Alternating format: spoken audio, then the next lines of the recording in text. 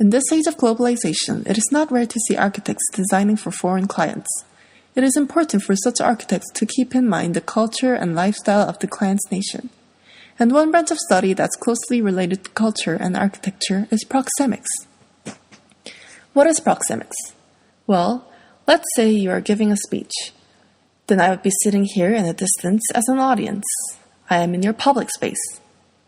Now let's say I am very impressed by your speech and I want to comment on it. I would come up to you closer for a conversation. I am in your social space.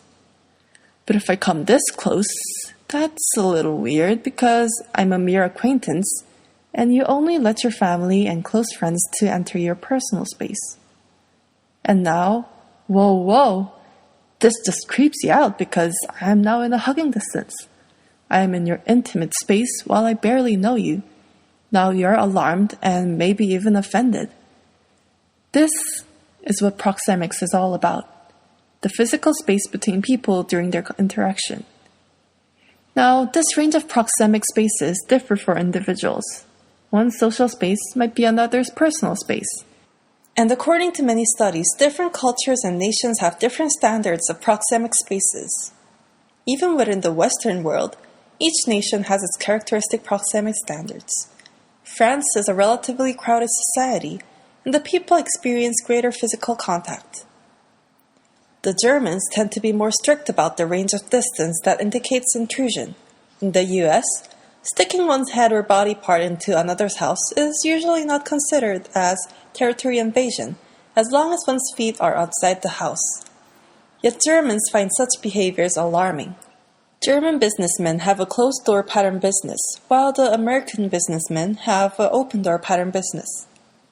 Germans generally feel that having an open door can lead to intrusion, while Americans generally feel that keeping a door closed leads to ostracism.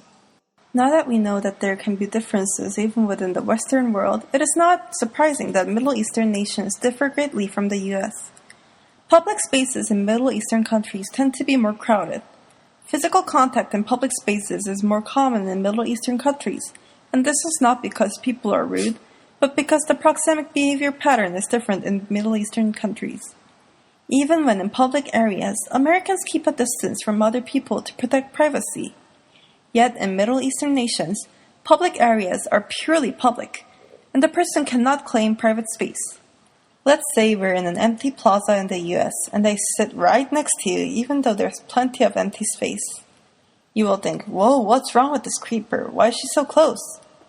But now let's say we're in an empty plaza in a Middle Eastern nation, and I sit right next to you. You won't feel offended at all because it is natural. Overall, Middle Eastern people do not demand as much physical privacy as Americans do. Thus, the distance between people interacting is much closer. Southeast Asia is also different. In Malaysia, a visitor's relationship with the owner determines where he is permitted to enter. A stranger must remain at the landing section. A friend may walk up to the veranda, and the relative may go as far as the main room. Compared to Americans, Malaysians are more open to letting other people in their intimate space. When people sit in a circle, they may sit as close as their knees touch. So, how does proxemics link to architecture, you might ask? Well, the common features of housing in a country can reflect the proxemic characteristics of the people. In the US, quickly built gigantic mansions are becoming increasingly common. The average single-family house size increased from 983 square feet in 1950 to 2,434 square feet in 2005.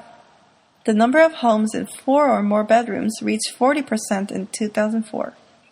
People in the Middle East also like to have large houses because they tend to dislike closed space. To satisfy a Middle Eastern person, a house must be wide enough for the person to walk around 100 square meters. The ceiling must be high and nothing should block the view. Although both Americans and Middle Easterners like to have big houses, houses in Middle Eastern nations tend to have fewer inner walls and fewer rooms. As I've mentioned before, the number of houses with a lot of bedrooms is increasing in the US. This difference could be linked to the proxemic characteristics of the two nations. Americans want more physical privacy and less interference. Thus, each member of the family will demand a separate room.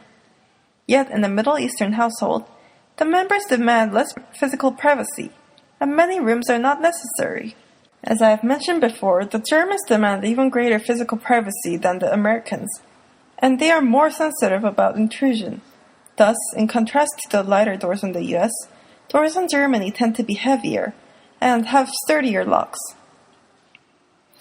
A study on Malaysian proxemics reveals that even within one nation, the regional characteristics can affect the housing style.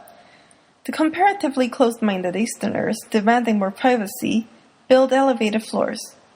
In the South, where unmarried women must minimize interaction with the guests, houses often have attics for the women to hide. This is a custom uncommon in the US, where women may freely interact with visitors. Thus, the attics in the two nations differ in purpose and feature. An architect must always keep in mind that the goal of any building is to enhance the inhabitant's life. The features of a building will continuously influence the people's experience in the building, and the experience must not be the stressful ones. When a building's features force people to act against their proxemic habits, people can be stressed. Thus, when an architect designs, especially for a foreign nation, it is important to thoroughly observe and research the proxemic characteristics of the nation.